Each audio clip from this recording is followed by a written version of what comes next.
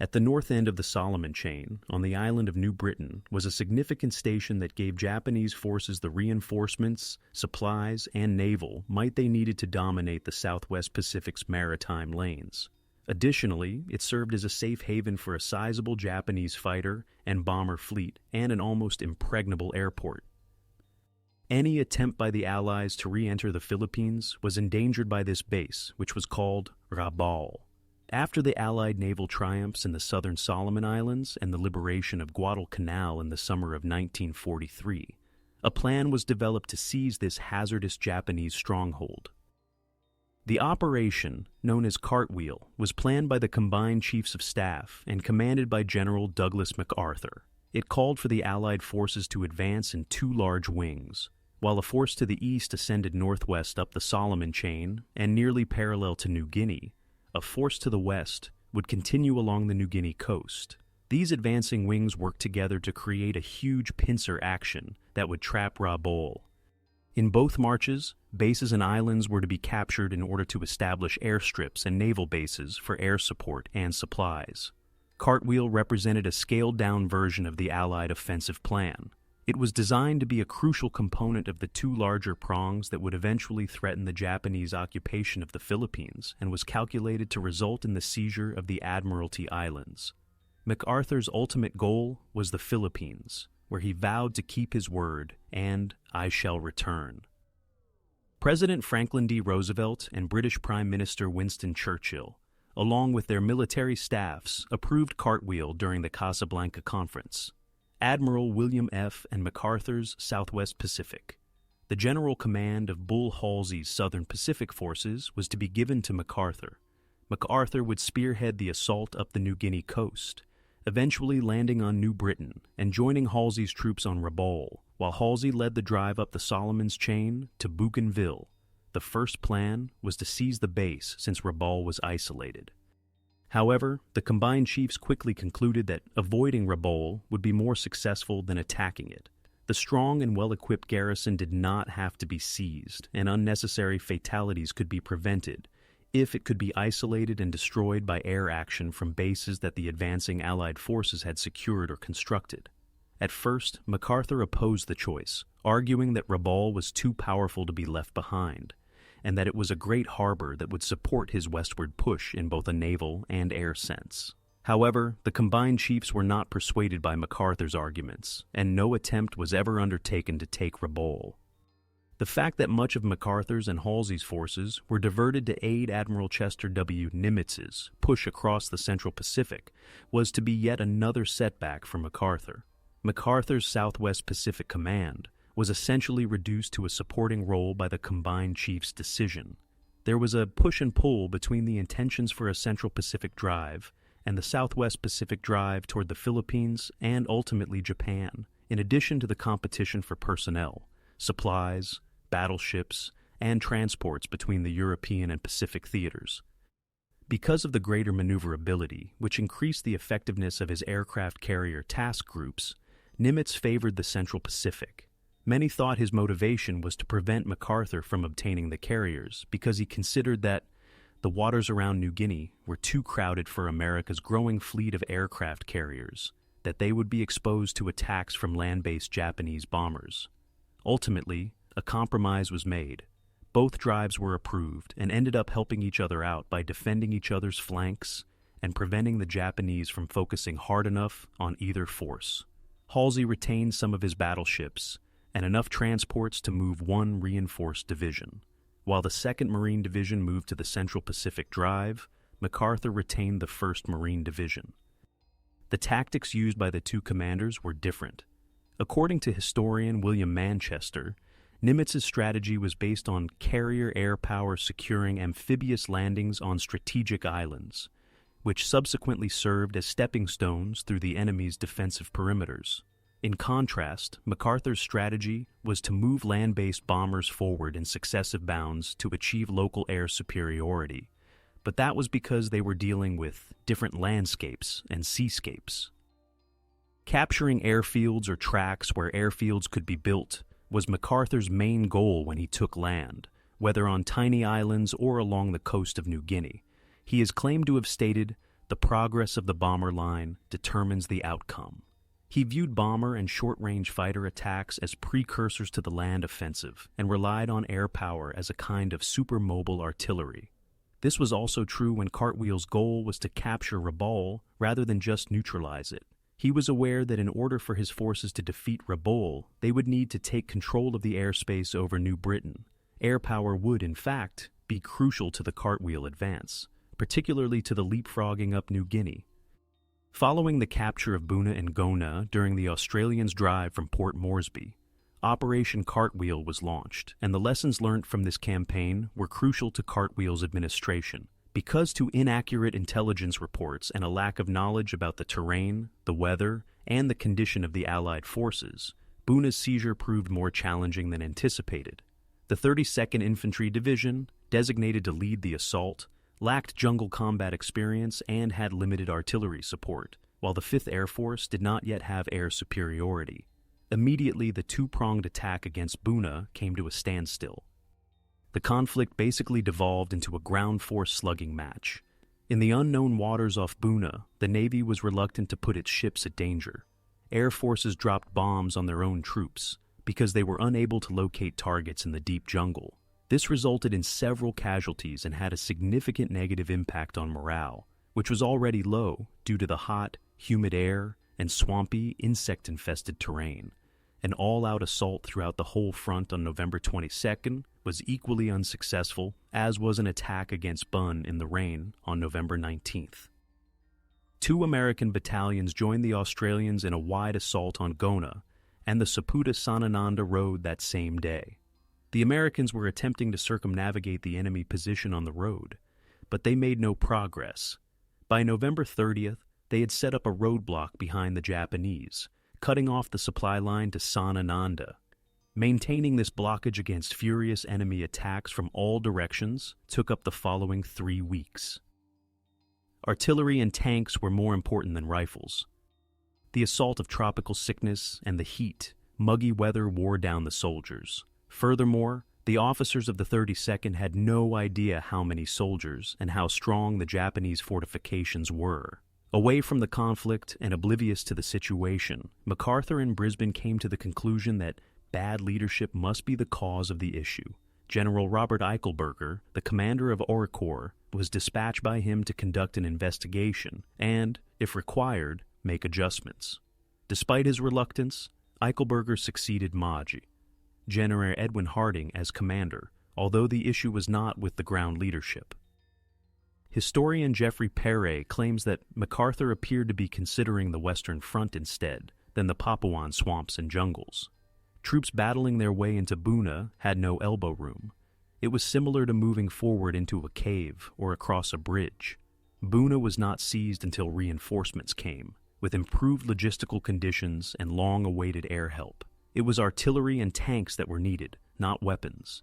The Japanese defense structure fell apart rapidly as new troops and firepower were brought in.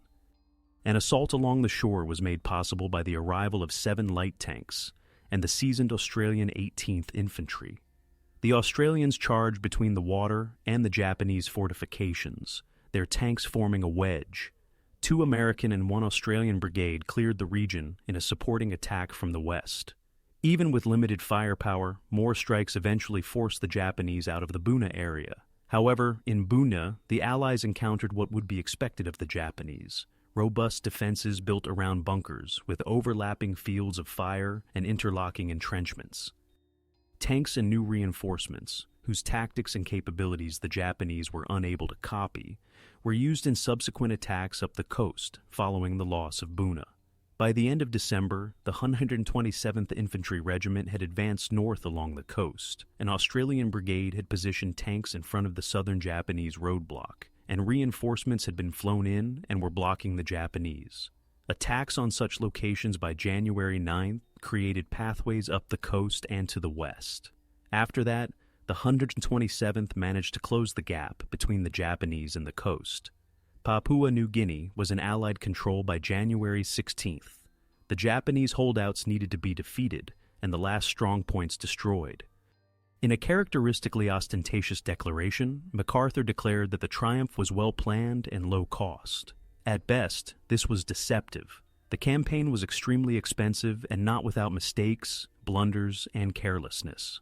The majority of the more than 4,000 Allied soldiers that died were Australians. The operation was a strategic triumph, nevertheless. Among other beneficial outcomes, MacArthur had acquired airfields from which he might launch an attack on Japanese strongholds in New Guinea in the future, and from which he could launch an air force bombing and fighter strike at Rabaul. Additionally, MacArthur had learned to avoid frontal attacks without sufficient artillery or air preparation unless absolutely necessary. MacArthur's supply and personnel situation significantly improved following the Papuan campaign. He had 4 U.S. divisions, 6 New Zealand and Australian divisions, and several specialized corps, including paratroop regiments, by the beginning of the Cartwheel operation. To supplement his meager forces, the Navy had dispatched many ships to his region, including some cruisers and destroyers, in addition to updated charts of the waterways around New Guinea. The addition of landing craft was crucial. New aircraft and bombers joining the 5th Air Force also aided MacArthur's operations. In addition to immediately supporting MacArthur's subsequent operations on New Guinea, the additional components, which kept growing, would be deployed to maintain pressure on Rabaul and other Japanese air and naval facilities. During the Battle of the Bismarck Sea, which took place from March 2 to 5, 1943, this enhanced air power capability was used for the first time. At Rabaul, a sizable Japanese ship convoy was spotted, revealing the Japanese intention to bolster one of their garrisons. Lae was thought to be the objective since the Japanese had already landed a regiment there and attacked repeatedly. The convoy left Rabaul on the last day of February. It was bombed by 5th Air Force heavy bombers when it was spotted off Cape Gloucester at the western tip of New Britain. The convoy was decimated in 3 days of strikes by the bombers, who flew low and used skip-bombing techniques after intercepting the feeble Japanese fighter assistance. The Japanese High Command was so shaken by this engagement that they never again dispatched big ships to bolster their garrisons on New Guinea, which made it crucial to Cartwheel's success. Consequently, those garrisons experienced severe supply shortages and increased isolation. Alongside an airlift of troops in the Japanese rear, the Allies carried out a series of amphibious landings east of Lae on the coast, south of the Rabaul Peninsula, as part of additional operations on New Guinea. The Australian 9th Division had landed on the beaches east of Lae, and the airlifted troops met up with them after taking control of the airstrip. The 3-pronged convergence on Lae was completed with an amphibious landing to the west. In addition to capturing the airstrips, a well-timed attack on Japanese airfields at Wewak captured many enemy aircraft, ensuring air supremacy. This meant that the Japanese in the area would not have enough air protection, especially given their dedication to defending Rabaul and the Central Solomons. Rear Admiral Daniel Barbie, commander of the 7th Amphibious Force, which was in charge of the landing, preferred overlapping aerial photos over the Army's reliance on coast watchers and scouting missions. Interpretations of these photographs, in his opinion, were more trustworthy than the opinions of nearby landowners who had not seen the shoreline from the ocean. He occasionally ordered some of his men to conduct spontaneous reconnaissance missions from rubber boats in order to gather intelligence. MacArthur's downplaying of the size of the Japanese defensive force was something that Blamey strongly disagreed with. Barbie had to operate without knowledge of the beach accesses during the invasion at Lae. To make transportation easier and enable speedy return from the beaches for resupply, the landing ships were only lightly carried. The Navy complied by sending 4 destroyers to shell the beach and sweep the Huon Gulf. Barbie also had the destroyer USS Reed with a fighter director team stationed offshore, and planes were ordered to assist with the landing during the day. On September 4th, the 9th Division was landed close to Lae, and the following day, the 7th landed by air north of the town. On September 11th, Salamaua was taken, and on September 16th, Lae. On August 20th, 1943, Sir Thomas Blamey assumed command of the Australian forces. He made the decision to skip Salamaua and go straight to Lae prior to the operations against the city, despite opposition from the Air Force and others. By doing this, the Japanese in Salamaua would be neutralized and less dangerous because they would be unable to escape. He and MacArthur also talked about using airborne soldiers to advance up the Markham Valley. By securing airfields, the Allies were able to cover attacks against Cape Gloucester. The Markham Valley, running northwest from Lae, had many potential airfields, and the 7th Australian Division, swift to exploit success, occupied its length in a series of airborne assaults, was significant, according to Winston Churchill.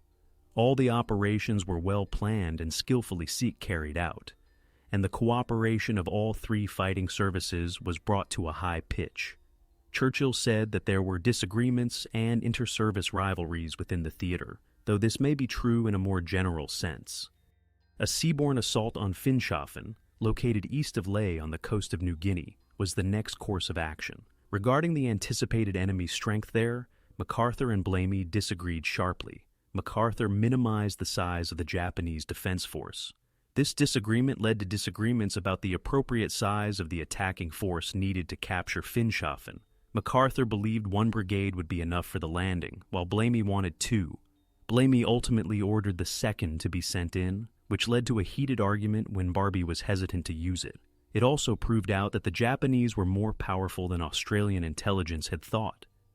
Barbie had just 6 days to gather troops and 3 days to organize, build ships, and load merchandise before D-Day, which fell on September 22, 1943. Barbie intended to land troops and 15 days' worth of supplies on the beach 1 hour before dawn. This was thought to be sufficient time to build makeshift landing zones for air support. However, the Japanese resistance was so strong that it took 2 weeks for Finschhafen to be deemed secure. Despite the United States protests, MacArthur agreed to Blamey's idea. Prior to the arrival at Cape Gloucester, the Navy had desired to push along the coast of New Guinea. But as commander of the Allied land force, this was the final occasion Blamey had any impact. In order to spearhead his advance to the Philippines, MacArthur combined his understanding of the value of controlling the oceans with the need of controlling the air. He wouldn't have to push through the 1,500 miles of jungle between him and the staging regions required for a successful return to the Philippines, since he would have control of the seas north of New Guinea. Therefore, MacArthur intended to isolate the conflict by using air power. The application of tactical aviation doctrines, created by 5th Aviation Force Deputy Commander Major General Ennis Whitehead, was a significant part of this air power in the New Guinea campaign. Historian Donald Goldstein claims that Whitehead's strategies were straightforward, using his air reconnaissance and focusing his air power on specific targets instead of dispersing his troops widely over numerous targets were examples of this. After establishing air supremacy in a particular region, he would bomb and cut off the enemy from reinforcements and supplies, therefore isolating him on land and at sea, and then use heavy and medium bombers to destroy his ground position. Whitehead deployed the 5th Air Force's 1st Task Force to Dobadura, a hamlet across the Owen Stanley Range from Port Moresby, in order to carry out this strategy. In order to support strikes against Rabaul and other Japanese strongholds, his soldiers built 70 airfields there. Whitehead ordered surprise landings on 2 islands off the coast of New Guinea, where airstrips were constructed, to safeguard the base at Dobadura. Under the codename Operation Chronicle, the attacks on Kirawina and Woodlark started on June 30, 1943. Halsey supported Barbie both closely and remotely, lending MacArthur ships, troops, and Seabees, Navy construction battalions, for Chronicle. Barbie made the decision to go up to the islands at night. Numerous senior American officials witnessed the mission, which was fouled up from the beginning. The landing craft, which was nearing the beach at 8 p.m., struggled to navigate the sloping beach and cleared a sandbar at the channel entry. There was no opposition from the Japanese. Barbie managed to transport 16,000 soldiers and their supplies 185 miles over poorly charted waters without losing a single ship, despite these disadvantages and a 50% seasick rate. Goldstein and others claim that Dobadura's attacks on Rabaul were so successful that they eliminated the Japanese threat to the Allied advance along the New Guinea coast and rendered the Japanese air and sea bases there untenable. Because of this, the Allied Supreme Command chose not to try to seize Rabaul, but instead to avoid it. However, higher along the New Guinea coast, the Japanese air station at Wewak posed a threat to any further Allied progress, and had to be neutralized before Rabaul could be effectively bypassed. However, strong fighter and anti-aircraft defenses there repelled attacks, causing significant casualties. So, Whitehead formed the 309th Bomber Wing at Nadzab, which consisted of American and Australian airborne infantry airdropped by troop carrier forces. From there, 40 miles southwest of Lae and Salamaua, Marilinen was taken by the same army. This airbase provided fighter support for bombing missions over Wewak and led Allied aircraft to refuel on their way back to Dobadura. On August 17, 1943, Wewak was successfully neutralized, and over 200 Japanese aircraft were destroyed in a raid. Wewak, like Rabaul, may be avoided. In addition to exposing shortcomings in Army and Navy jungle and island tactics, the Guadalcanal battle compelled a re-evaluation that resulted in some of the improvements that emerged from Cartwheel. Disparities between Army and Navy, perspectives on how to conduct operations, and a perceived lack of command unity were the main sources of the criticism. Due to a number of problems, such as limited cargo availability, a shortage of unloading facilities and experienced dock staff, an inadequate distribution system, and an inadequate number of storage facilities, operational logistics were a major issue in the Southwest Pacific. Other factors included the Army and Navy's distinct requisition processes and separated leadership. The Japanese situation was obviously much worse than the Allied one, and it would only get worse as Allied air and naval might increase. Nonetheless, this worry about shipping shortages is proof of a major shift in the Allies' perspective. After Guadalcanal, planners' understanding of the significance of supply and logistical strategies in island combat expanded rapidly more and more. In order to complete Operation Cartwheel, Halsey had to cooperate with 25,000 troops, 200 bombers, and 250 fighters. Joseph Alexander, a retired Marine commander and historian, aptly explains the significance of logistical functions. It is impossible to overestimate the impact of logistics on the crucial element of acceleration, or momentum, in an opposed amphibious assault. Assault forces, an assaulting party of riflemen and light machine gunners who cannot be impeded by logistical difficulties, must run ashore almost completely nude.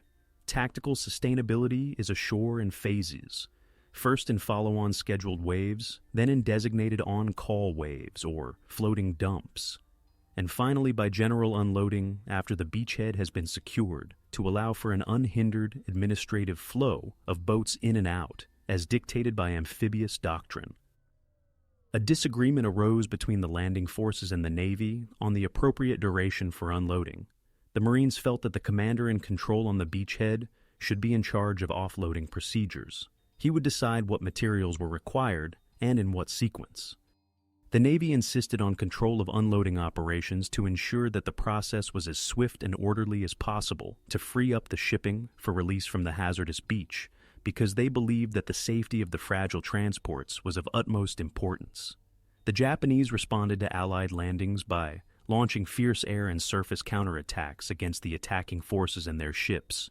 Thus, the Navy essentially got what it wanted in the Solomons. The amount of 24-hour unloading needed before the vessels could return to sea was then used to measure the efficacy of the Navy approach. In spite of minor hiccups and Japanese aircraft strikes, the September 22, 1943 landing and unloading at Finschhafen proceeded more quickly than in the past. In order to embark the follow-up forces, the landing ships were returning to Lae by sunrise on the 23rd. Admiral William Halsey was leading the right wing of the Cartwheel campaign well to the southeast. In addition to the 1st and 3rd Marine Divisions, his Army commander commanded 4 divisions among the forces under his general command, totaling 25,000 troops, including service members. 200 bombers and 250 fighters of various types from the Marine Corps, Navy, and New Zealand Air Forces were among the air forces available in the Solomons region, also known as Air Sols. Although Halsey lacked a sizable permanent naval force, Nimitz typically gave him what he needed for a given mission. He possessed 2 cruiser-destroyer forces and an amphibious force at the beginning of Cartwheel, with a total of 8 cruisers and 16 destroyers. Additionally, he had 2 aircraft carriers, the Saratoga and the Enterprise, as well as the task forces that went along with them at his disposal. Halsey's primary goals were in MacArthur's area, with the surrender of Guadalcanal, and MacArthur was resolved to use all force in his disposal to advance on Rabaul. His conquest of the Russell Islands, a chain of islands in the Solomons, was intended to be a prelude to the Admiral's advance up the long ladder of the Solomons toward Rabaul, which would then be trapped between Halsey on the east and MacArthur on the west, Manchester said, adding that Halsey was proud to have served under MacArthur, and that he and his men had become MacArthur's right wing.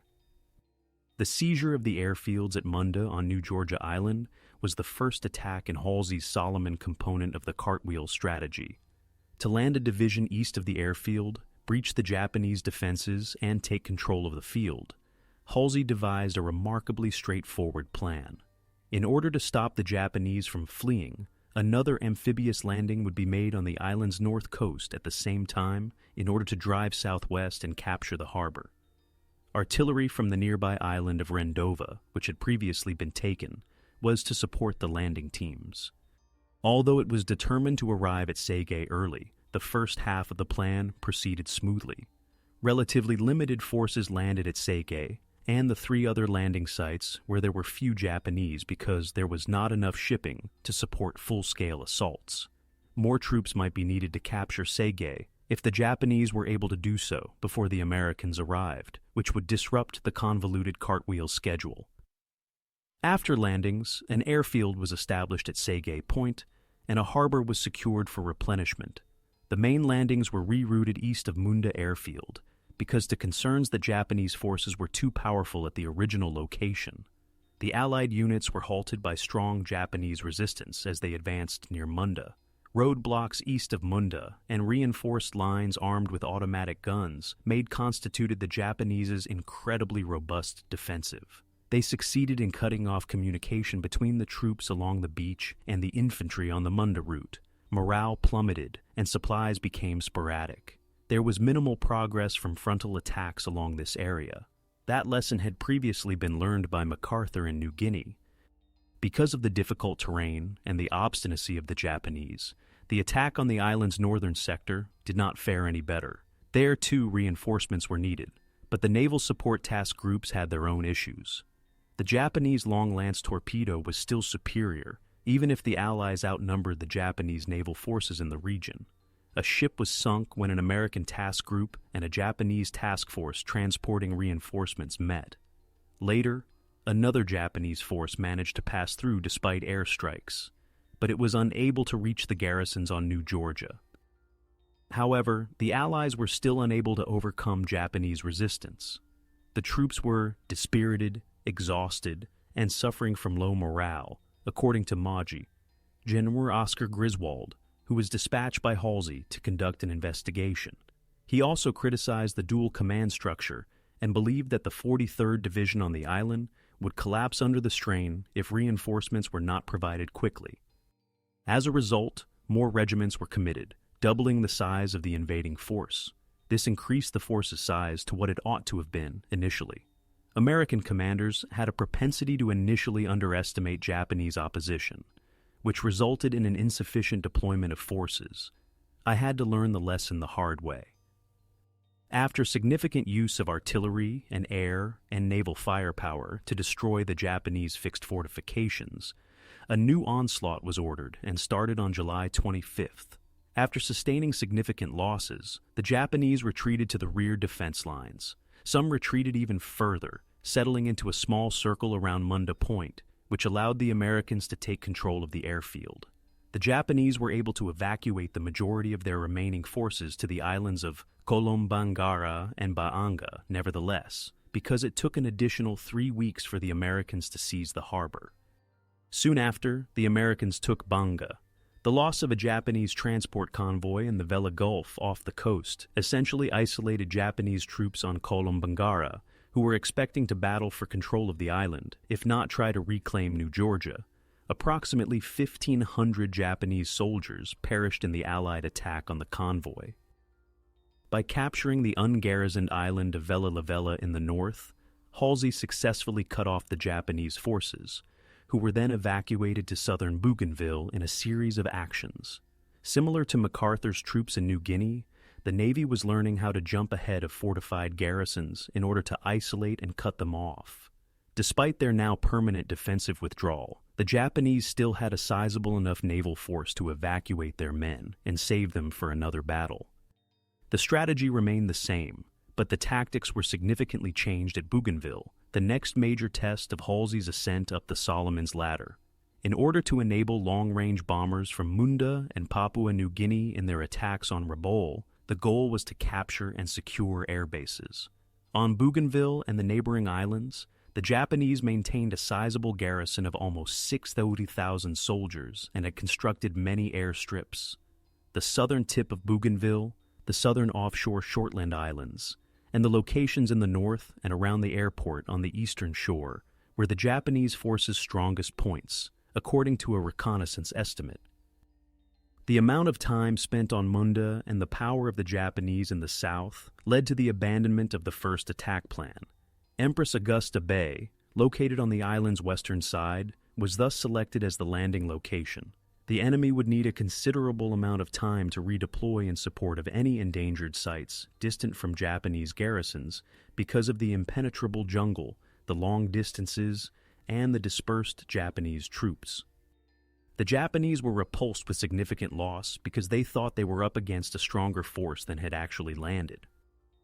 Simply said, Halsey lacked the manpower to confront the 35,000 Japanese defending the airstrips.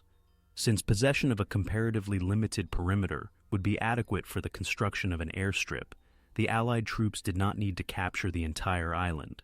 The Japanese anticipated that the Americans would attack them via the bush, where they would likely suffer significant fatalities. By March 1944, however, the Japanese realized that the Americans were firmly committed to a defensive strategy there, and that they would have to launch a frontal attack if they wished to win and destroy the crucial airfield. Another invasion was made on the island of Choiseul, south of Bougainville, and was mostly utilized as a feint. Previous landings in the Treasury Islands served as diversions and support for Bougainville. Despite the island's relative insignificance to the Americans, the Japanese would be completely duped by the ruse, since they would be anticipating an attack there as the next logical step in the island-hopping operation. The attack on Choiseul boded well for the approach, because the capture proved relatively easy and the Japanese were tricked, but the bypassing technique, which would later become so essential, was still in its experimental stage. In an amphibious assault, the parachute battalion landed on Choiseul, took control of the enemy installations within range, and established a defensive position. The Japanese launched attacks from the north and south, but were rebuffed with heavy casualties because they thought they were up against a more powerful force than had actually landed. The battalion withdrew to join the soldiers on Bougainville after the landings on Empress Augusta Bay revealed the true nature of the American plan. Choiseul was neutralized as a result of the operation. He was of no use to the Americans on Bougainville. Additionally, the bombardment was unsuccessful in Bougainville. Airstrikes that had been carried out for weeks before to the invasion were among the preliminary attacks. The landing attempt may be in jeopardy because Marine aircraft have been striking enemy airfields on the island and in the vicinity. Army and Navy aircraft operating from Guadalcanal and other Solomon's Islands helped them. Even carrier-borne planes joined in, striking New Britain and New Ireland bases. Empress Augusta Bay's proximity to Japanese airstrips that could be attacked was to be neutralized. Although several fighters and dive bombers delayed unloading at the beaches, these attacks were generally effective. Since the Japanese were believed to have little, if any, soldiers in the immediate area, the covering fire on D-Day November 1st lasted barely 11 minutes. The landing location was bombed and strafe-attacked before the first wave of amphibious assault soldiers landed. With the 21st Marines and the 37th Infantry Division in reserve, the assault was executed by the 3rd and 9th Marines and the Raider Regiment, minus one battalion. The I Marine Amphibious Corps consisted of around 34,000 troops. As the onslaught continued, the transports with men and supplies lined up off the beach. Cape Torquena, where intelligence had identified enemy emplacements, was shelled by destroyers. Ships discharged their main batteries as they crossed the Cape. Marine fighters and bombers launched a last-minute attack on the landing area, while the transports awaited ashore, but their impact was minimal. According to naval historian John A. Lorelli, the failure of both bombardments was revealed as the first wave approached the beach. The defenders used a 75mm gun that was concealed in one bunker behind the southern beaches in a deadly manner. One of the first victims was the leader of the leading boat crew, whose LCVP was blasted to pieces. 3 of the 13 other boats were sunk by the German gunners. Although the first wave was jumbled by the gun's fire, the touchdown was nevertheless made. Boats carrying the assault forces encountered fire from 2 nearby islands as they advanced. They were swiftly put to rest by a landing party, but when the assault units got closer to the shore, they came under intense fire from artillery, mortars, and small arms. It turned out that since the last amphibious scouting trip, the Japanese had moved in 300 men. These men were ready to put up a strong fight and were thoroughly dug in. The landings were made despite the opposing fire, but the attack was chaotic and disorganized because to the unexpected opposition and the loss of the boat carrying the boat group commander. A large number of the units landed far from where they were supposed to be. The beachhead was extremely small as a result of these elements, as well as the 9th Marines landing on a steeply sloping beach with strong waves. The beachhead was additionally constrained by the jungle's intense density. Swampy sections abound throughout the jungle, making it extremely challenging for the assault forces to maneuver through. But by the end of the first day, 14,000 soldiers and 6,000 tons of supplies had been landed by the 3rd Amphibious Force. Mine layers started laying a minefield off the shore as the transports departed. In the center and southern sectors, the landing proceeded somewhat easily, but in the north, things were more complicated. Although there was no opposition from Japanese forces, the landing process was hampered by bad beach and wave conditions. The steep beaches made it difficult for landing craft to land, and soon there were wrecked LCMs and LCVPs all over the surf. As a result, the landing plan was modified to move the northern transports to the south. By dark, the transports were offloaded and back to sea despite Japanese aerial counterattacks. The Bougainville campaign was very similar to Guadalcanal. The attack's sole goal was to seize and protect a vital airfield location. Conquest of the entire island was not necessary at first. The overall characteristics of the area and some of the enemy's responses were other similarities. However, there were also distinctions. The Japanese were the ones without supplies, unlike Guadalcanal, as thus, the outcome at Bougainville was always certain. The fact that the Americans would have to construct their own airfield at Bougainville was another difference that influenced tactical goals. In actuality, the Japanese had 3 operational airstrips on the island. Therefore, this was not because there weren't any. The airstrips were tightly guarded, and the Japanese fully anticipated that they would be targets. Since strategic surprise was therefore unattainable, it made sense to attack unexpectedly in order to obtain tactical surprise. Although they weren't on Bougainville itself, parachutists were crucial to this war. The 8th New Zealand Brigade Group conducted a parachute attack on the Treasury Islands, southeast of Empress Augusta Bay, 4 days prior to the start of the assault on Bougainville. This operation was intended to neutralize a possible danger to the Allied line of communications and operate as a ruse to divert the enemy's attention from the main effort. Despite fierce opposition, the area was secured in 2 weeks by the Allied forces. 10 planes were lost, severely damaging 2 destroyers and 6 Japanese cruisers. Halsey was concerned about the insufficiency of his naval force, but he believed he had enough planes with Kenny's Papuan bombers. Previous operations in the Central Solomons had resulted in the loss or destruction of numerous battleships, and nearly all new construction was being designated for the Mediterranean. Nimitz attributed what wasn't to the Central Pacific Drive. Halsey was forced to rely on 12 transports with 11 destroyer escorts and Admiral T.S. Wilkinson's 3rd Amphibious Force for the attack on Bougainville. The beachhead was swiftly attacked by the anticipated Japanese cruiser. The Americans demonstrated their readiness and the depth of their knowledge gained since Guadalcanal. In the Battle of Empress Augusta Bay, Allied naval forces repelled the Japanese cruiser and destroyer force with a flanking maneuver after U.S. Army reconnaissance planes identified their presence. 2 destroyer divisions were detached, which raced along the enemy's flanks attacking with torpedoes, according to the biography of Admiral Halsey.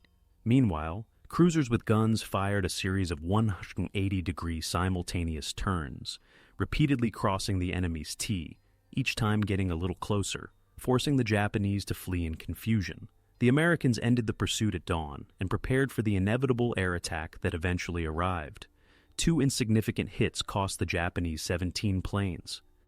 On November 4th, 2 days later, Solomon's planes detected another Japanese force consisting of 8 cruisers and 4 destroyers sailing from Truk to Rabaul. While the force was refueling in Rabaul, the Saratoga carrier group, bolstered by the light carrier Princeton, could strike. The Marines on Bougainville needed to be protected. Therefore, this defied the conventional understanding that carrier forces shouldn't strike a powerful, well-guarded camp. The carrier force had air cover and was able to dispatch 100 fighters, dive bombers, and torpedo planes against the Japanese force that had anchored at Rabaul 2 hours earlier, in addition to the land-based aircraft on the recently secured island of Vella La Vella. With 10 planes lost and 6 cruisers and 2 destroyers damaged, the raid was a great success. The findings opened the stops for a funeral dirge for Tojo's Rabaul, as Halsey said when he heard the report. 3 days later, the beachhead was barely deeper, but the forces had not faced significant opposition since the first day. The difficult terrain was one of several significant elements that helped the Marines on Bougainville. For starters, the swamp they faced served as a good defensive barrier against enemy attempts to dislodge the beachhead, while also preventing its expansion. Additionally, the terrain appeared to be a poor choice for an airport, which may help to explain the Japanese's perplexed reaction. They were unable to comprehend the Allied goals on the island and thus only provided unsure and confused warfare. The Japanese didn't make a serious attempt to drive the Allies out until the Marines had departed, and the engineers and Seabees had established a functional base there. In March, the Japanese launched a forceful counterattack against Hill 700, a location in the American perimeter. Numerous hills and valleys made up the perimeter, with Hill 700 standing squarely in the middle, looming over the region and providing a clear view of the airstrip. A substantial reserve force was available to repel the Japanese wherever they might achieve a breakthrough, because the Americans had prepared for an imminent Japanese attack. On March 8th, the Japanese launched the enormous offensive, which at one point partially overran the hill. Forces from the 37th Division ultimately drove the assault back, suffering terrible losses in the process. On March 13th, the Japanese gave up on the endeavor. On December 15, 1943, the island of New Britain, which contained Rabaul, was taken. General Walter Kruger's 6th Army was tasked with capturing the Arawe Peninsula, which is southeast of Cape Gloucester. If it were captured, Rabaul would be cut off from the western tip of New Britain. It possessed a tiny harbor that allowed it to dominate the Vaitiaz and Dampier Straits, which divided New Britain from New Guinea. Kruger chose the 812th Cavalry Regiment to lead the amphibious operation, accompanied by artillery, an engineer, and other auxiliary forces. The harbor was overrun with coral, amphibious tractors and tanks had to be employed in place of landing craft, and the 112th had very little training in amphibious assault landings. The ships of the Pacific Fleet provided planes, and Kenny pledged air protection. Arawe would only be lightly defended, according to intelligence sources, but as the 112th Cavalry got closer to the landing spots, they quickly encountered intense machine gun fire. However, the Japanese were soon forced to flee due to American superior firepower. By mid-afternoon, the 112th had taken up position. Focusing on the American ships assisting with the landings, the Japanese launched a series of intense airstrikes that would continue for many days. Additionally, they raised infantry reinforcements to occupy the area immediately outside the bridgehead positions. Kruger added more soldiers and a Marine tank company to the 112th. American soldiers drove the Japanese out of their trenches using Marine tanks' armored firepower. Barbie's biographer claims that several firsts were accomplished during the battle, such as the first use of tractors, rockets, an LSD and Australian LSI, LCTs as medical centers, a specially trained naval beach party, landing craft control officers, Barbie's idea, and the employment of carrier aircraft in close support. Previously, LSTs took 3 hours to unload. At Arawe, they did so in less than an hour. The combat took a month as it was. It took until January 16th to overwhelm the lines, resulting in 118 American deaths and 352 injuries. 2 additional bases were required to fully secure New Guinea's right flank.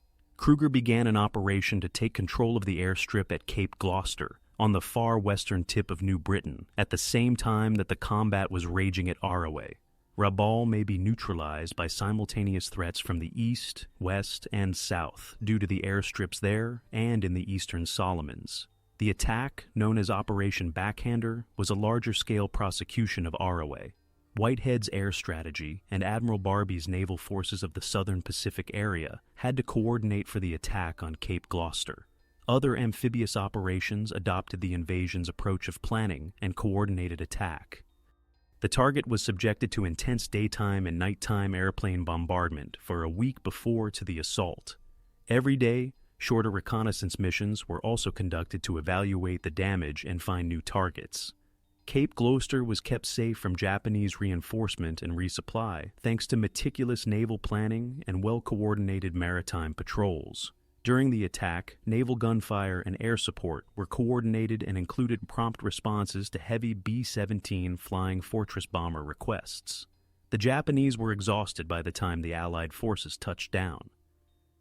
The Navy learned to use it the hard way, but it gained more and better ships to work with from a hurried collection of half-trained men and too few ships. Barbie, however, believed that naval bombardment was not a cure-all and had only limited utility. He argued that while naval bombardment is quite successful against stationary objects, it is not very useful when firing into a matted rainforest that stretches nearly to the shore. Additionally, aerial bombing of specified targets was more successful than the flat trajectory of naval gunfire in forcing the Japanese out of their pillboxes. But we were unable to rely on precise timing or pinpoint accuracy. Aircraft strafing of the beaches also didn't much assist. The 1st Marine Division, which hadn't taken part in an amphibious operation since Guadalcanal, was supposed to make the landing, and the Marines and the Navy commander disagreed on how many transports were required. Barbie's landing craft placed the Marines on the beach following a 3-week air bombardment of the landing area. Barbie's assistant repair officer also contributed to the assault by designing a new offensive firepower carrier.